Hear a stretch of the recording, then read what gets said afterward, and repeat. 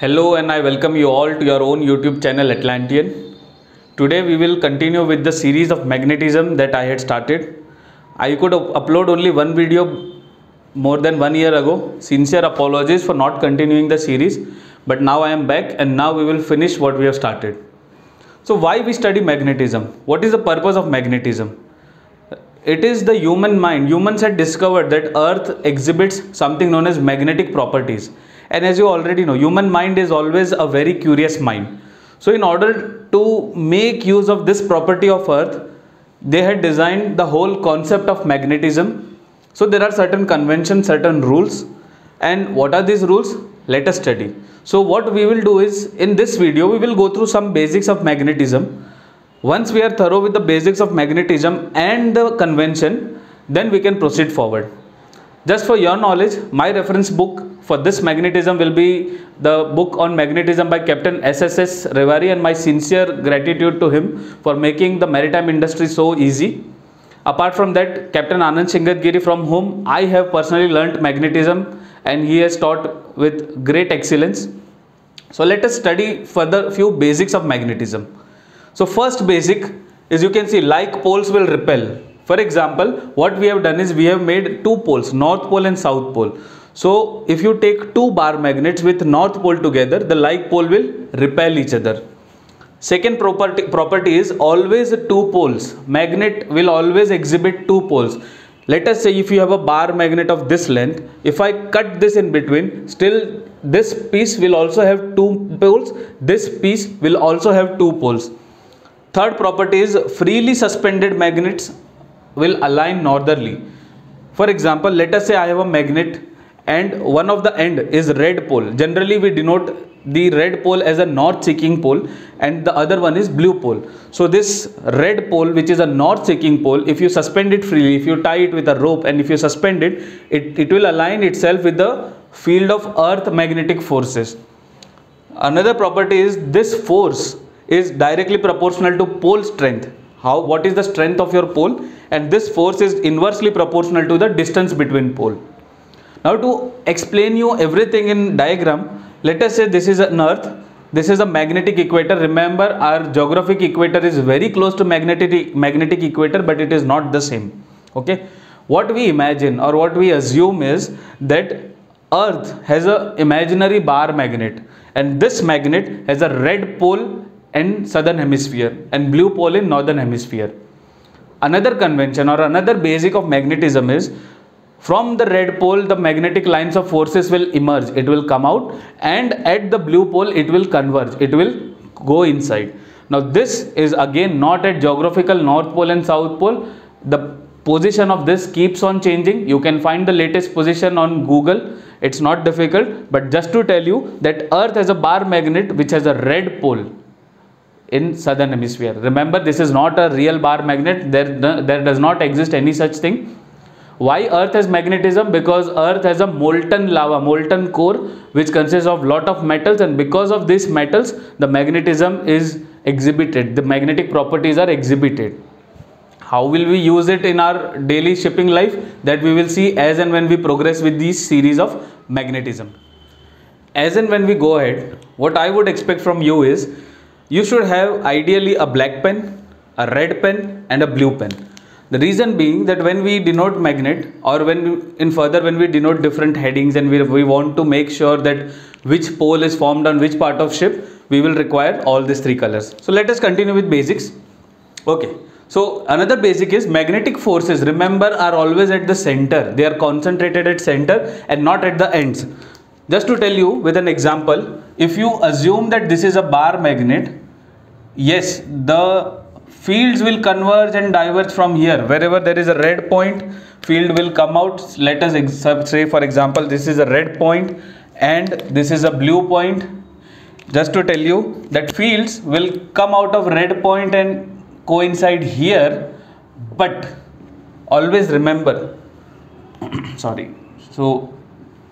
but always remember, the forces of magnet is at the center and not at the ends.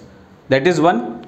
Second, the pole, okay, magnetic pole is located at approximate distance of 1/12 of geometric length. Let us say the magnet is of 12 centimeter, the pole will be 1/12, which is 1 centimeter away from its extreme end, and this will stay true. Even if you cut this into half, it will become 1/12 of that particular length. So pole will lie 1/12 of the geometric length. This capital L is geometric length.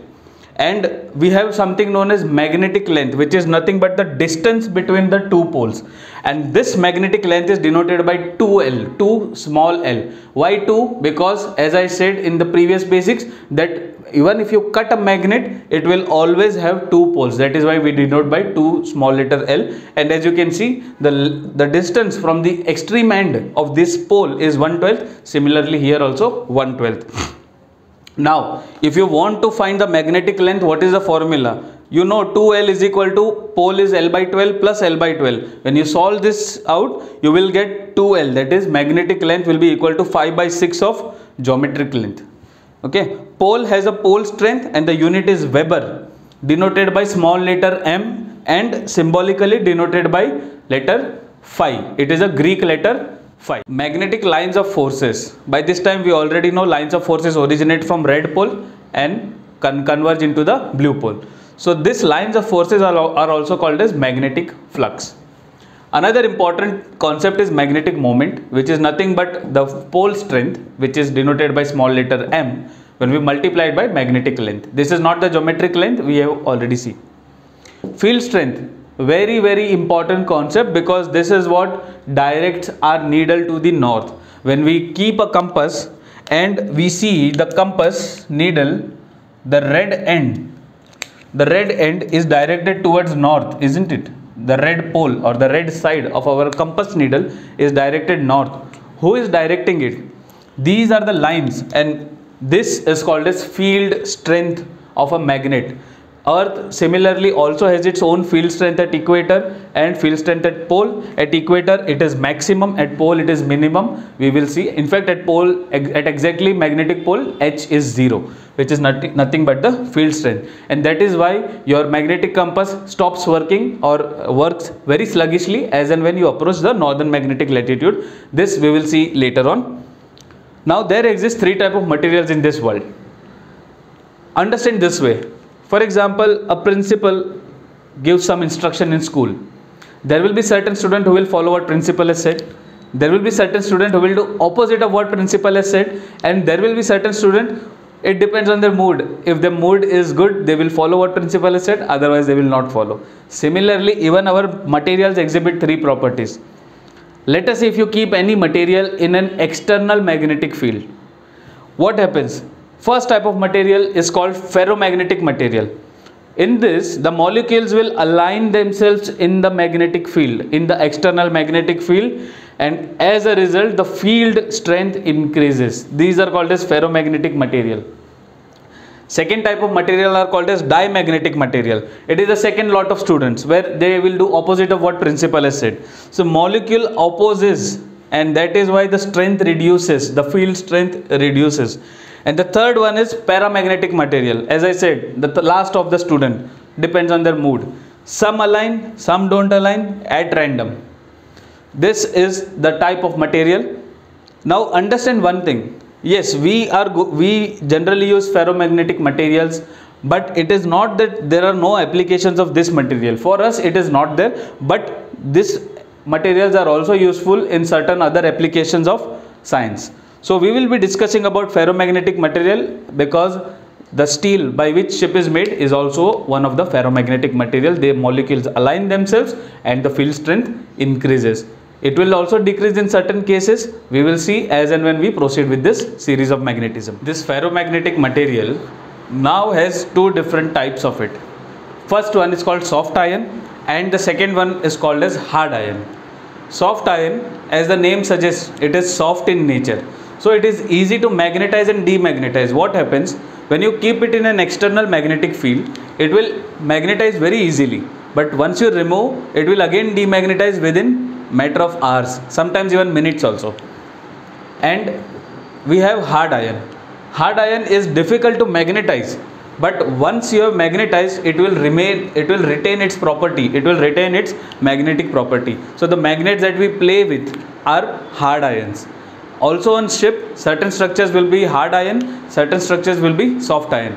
So which structure is what, we will see during the course of our series. Consider a bar magnet with its red pole here and blue pole here. When you join the two poles, that particular axis is called as magnetic axis. And that position, let us say there is a point P, I take point P away from the magnet, and that position is called as end on. You must have heard this word even in colregs also, collision regulations, end on. Okay, so any line, any point on the magnetic axis, that position is called as end on. And perpendicular to that, if you make a 90-degree angle, and that particular axis or that particular point is called as broadside on. Here I have taken point Q. Let us assume that point Q and P are at same distance d. So if I want to find the field strength at this point and at this point, what is the formula? So for field strength, which is H, end on is 2m. This m is nothing but magnetic moment we had discussed, which is nothing but pole strength into magnetic length. So 2m upon d cube into 10 raised to 6 upon 16 amperes per meter. Similarly, for H of broadside on is m upon d cube into 10 raised to 6 upon 16. Now carefully look at both the formulas. There is only one change. When we talk about end on, it is twice of this. Hence, we can conclude that H, which is field strength at end on, will be equal to twice the field strength at broadside on. Just to give you an example, let us say at this particular position, if point P is experiencing a field strength of 10 amperes per meter, point Q will be experiencing a field strength of 5 amperes per meter. Here the field strength increases. Why have we discussed this? Because when we go further, we will have to use this H of broadside on and H of end on. Similarly, we can also conclude from the above formula that H was inversely proportional to d cube, because d was in the denominator. And delta, which is nothing but the deflection, how much the needle will get deflected because of that field strength, was also inversely proportional to d cube. And hence we can write relationship delta 2 upon delta 1 is d1 cube upon d2 cube. Remember, whenever there is a proportional sign, there will be a constant. But what happens when you divide a 2 proportional, the kk, the constant gets cancelled, and hence you can conclude to this formula. There can be a simple question that at certain position this was the distance and there was certain deflection of 4 degrees. At another position the deflection was 5 degrees. Find the distance. So you can always use this formula to calculate the deflection or the distance as the case may be. Let us carry our discussion forward. The H or field strength, what we discussed, is also called as directive force. In short, we call this dF. In magnetism we call it dF. By sign convention, H is always positive. H cannot be negative. Z is a vertical force. Now you have to appreciate one fact, that this being board a 2D figure we cannot see, but in real life when the deflection of magnetic needle will happen, it will not only deflect horizontally but also vertically. So the horizontal force, what we do is, for our convenience, we resolve this force into two parts. One is a horizontal aspect and the second one is vertical aspect. So the horizontal aspect is called H and Z is the vertical aspect, which is vertical force, and the angle by which it deflects is called as dip, and the formula is tan dip is Z upon H. So the vertical force upon the horizontal force. How do we calculate this forces and all will come later on, but for now just remember tan dip is Z by H. Okay, Z is positive in northern hemisphere, northern magnetic hemisphere, and Z and dip are both negative by sign convention. Needle when it goes down we consider it positive, and needle when it goes up we consider it negative. In northern hemisphere the needle will go down, in southern hemisphere the needle will go up. Now another thing is called total field strength. Remember, as I told, real life it will not only deflect horizontally or vertically, but it will be a combination of both. So the total field strength is calculated by under root h square plus z square. This is very simple to derive based on Pythagoras theorem, so not going into derivation. See, as here in southern hemisphere, since the needle is going up, what I have done is I have put Z as the vertical, H as the horizontal, and now the total field strength will be nothing but under root h square plus z square. Similarly, for southern hemisphere, you see this is the vertical force, which is needle is pointing downwards, and horizontal force, And when I resolve this, if I want to find total field strength, which is T, which is denoted by capital letter T, it will be nothing but under root H square plus Z square. Let us talk about magnetic elements. There are three magnetic elements. First is variation. Variation is nothing but the angle between the true north and the magnetic north, and it changes from place to place. In the next class, we will discuss this variation by diagram, with help of a diagram. The second magnetic element is called total field strength, which is denoted by capital letter T. It consists of two things, which is Z and H. Z being the vertical force, H being the horizontal force. And the third magnetic element is dip. You already know the formula for dip. Tan dip is equal to Z upon H. In northern hemisphere, dip is downwards, which is positive. In southern hemisphere, dip is upwards, which is negative. The magnetic properties of Earth, that is variation, will keep on changing, and these changes can be classified into two. First is a secular change. This is a predictable change. You must have seen on charts, they mention that annual change is this much, total deviation total variation when recorded in this year was that much, because they can predict. These are predictable change, also known as secular change. The second type of changes are called transient changes. These are unpredictable in nature, beyond control, but lucky enough for us that they are insignificant in nature. They will not cause a very big magnetic anomaly. Anomaly is any disturbances or anything which is unusual. This transient changes is caused because of sun, moon, because of sun's rotation, of which consists of 27 days, sunspot, which occurs once in 11 years, earth's orbit, magnetic storms, magnetic or electric disturbances. But lucky enough for us, these changes can be minor, and you have to ignore these changes. So with this, I have covered or revisited the magnetism basics. Next class, we will study with ship's magnetism. We will apply all this knowledge that we have with us into the ship, and we will try to find the deviation, and we will see different concepts of magnetism. What is force P, what is force Q, what is force O, and how do we separate them out, what are coefficient A, B, C, D, E. So all that is due to come in the next part. So stay tuned with our channel, and thank you very much. Thanks for watching. I hope you have liked this video.